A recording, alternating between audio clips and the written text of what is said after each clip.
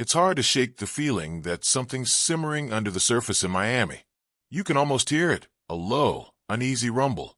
Not the kind that comes before a big announcement or a game-changing move. No, this one's different. It's the sound of a fan base holding its breath, watching a front office that used to swing for the fences now tread carefully around the edges. And you start to wonder, what exactly is the plan here? Let's not forget, this is the same Chris Greer who once brought Tyreek Hill to South Beach like it was nothing. The same GM who got Jalen Ramsey in a move that had half the league doing double takes. He didn't blink when it came to signing Terron Armstead either. Not once, but twice in consecutive years. So when the Dolphins cleared cap space this offseason, nobody flinched. It was business as usual. The setup, the prelude, the deep breath before the leap. But the leap never came. They restructured Bradley Chubb's deal. They did the same with Armstead. Let go of Durham Smythe, Raheem Mostert, Kendall Fuller. All of it pointed in one direction. Something big was coming. Except it didn't. At least not yet. The biggest name? James Daniels. Solid, sure. Reliable, absolutely. But a headliner? No. 3 years, $24 million. That's barely a splash in a market where Aaron Banks walked away with $77 million.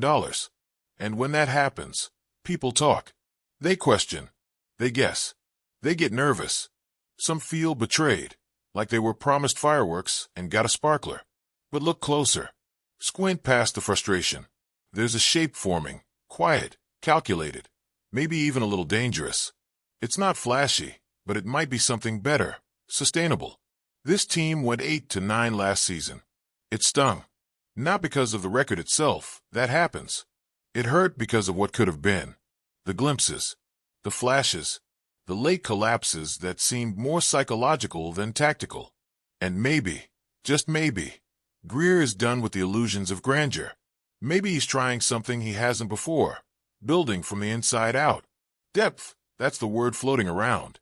Not stars, not headlines. Depth. The thing Miami didn't have when key players went down late last season.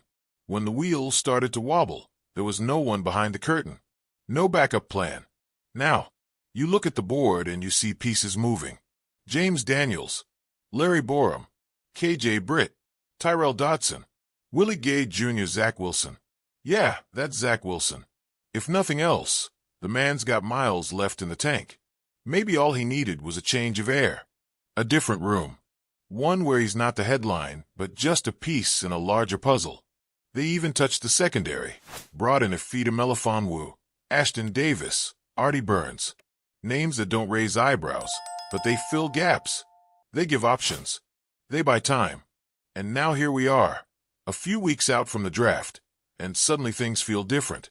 Not desperate, not reactive, almost poised. 10 picks. That's not a war chest, it's a full-blown arsenal. The kind of flexibility this team hasn't had in a long time. You start connecting the dots, and it gets interesting.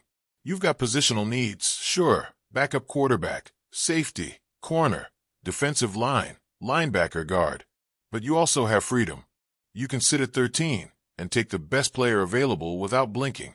Malachi Starks? He walks into camp and might just own the field from day one. Will Johnson? He's not here to learn. He's here to challenge Ramsey. No respect lost, but the kid's coming for blood. The offensive line isn't complete either. Daniels locks down one side. But the other? Eichenberg got a 1-year extension, but he's more utility than anchor. Kelvin Banks Jr., Tyler Booker. Those aren't just names, they're investments. Seeds. You plant them now. You harvest stability later. And stability's been in short supply in Miami for years. Coach Mike McDaniel, he sees it too. Talks about balance like it's a tightrope walk. What a player can do today versus what he might become. No red shirts here. No luxury of waiting. You draft a guy. You expect him to fight for his spot. Not tomorrow. Today. That's the NFL. That's this locker room. And yet, it's not just about right now. It's about threading the needle between good enough and can be great. That's the sweet spot. That's the mission. ESPN's draft crew? They've got their guesses. Mel Kiper Jr. and Jordan Reed think Will Campbell's the pick. Played tackle at LSU. Probably slides inside at the next level. Again, not a headliner, but a foundation. Reed also projects Xavier Watts from Notre Dame at pick 48. Safety. Versatile. Smart. If that's how it plays out, you start to see a pattern. Structure before stardom. And the middle rounds? That's where Greer's been dangerous in the past. Devon Achane in the 3rd last year. Van Ginkel back in the 5th in 2019. Those weren't luck. Those were hits. And now, with 5 picks between rounds 3 and 5, the board's wide open.